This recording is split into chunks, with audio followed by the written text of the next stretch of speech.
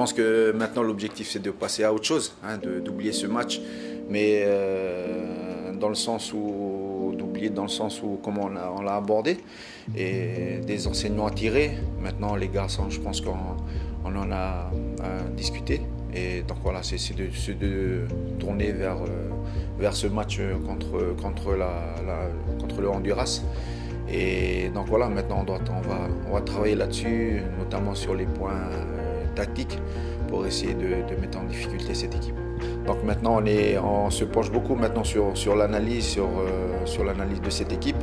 Donc ce qui va nous permettre de mettre en place quelque chose sur les quelques séances qui nous restent. J'ai la chance d'avoir David là qui est dans sa chambre et qui est beaucoup sur cette analyse vidéo, donc sortir les erreurs, sortir ce qui est avantageux, notamment sur nous, fixer vraiment sur nous la Calédonie.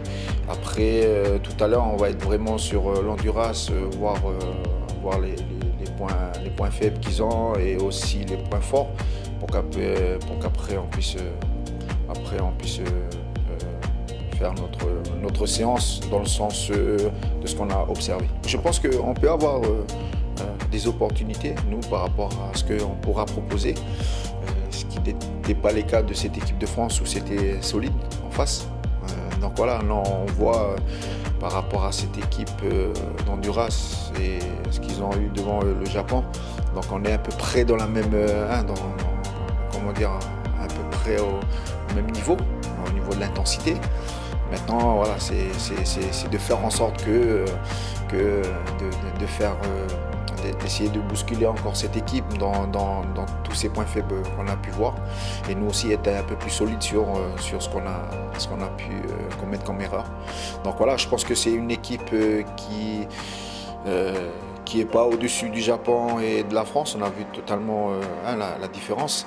Et maintenant, c'est-à-dire que voilà, physiquement, je pense qu'ils sont peut-être un poil au-dessus par rapport à la catégorie d'âge. Ils ont peut-être plus de billes que nous.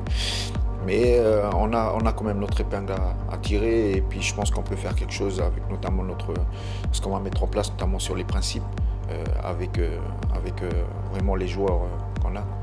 Donc nous aussi, dans notre système, on est passé du 4-1, 4-1, 4-4-2 pour avoir plus de sécurité, notamment au cœur du jeu.